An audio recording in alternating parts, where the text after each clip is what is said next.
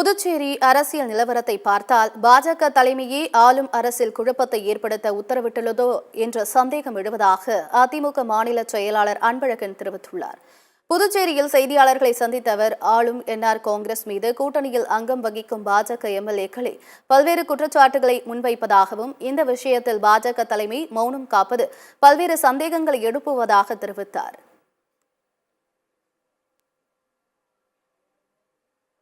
பிஜேபியை சேர்ந்த சுமார் 6 சட்டமன்ற உறுப்பினர்கள் பிஜேபிக்குள்ளேயே பல்வேறு முறைகேடுகளை தெரிவித்துக் கொண்டு இந்த அரசுக்கு எதிரான பல குற்றச்சாட்டுகளை தெரிவித்து வருகின்றனர்.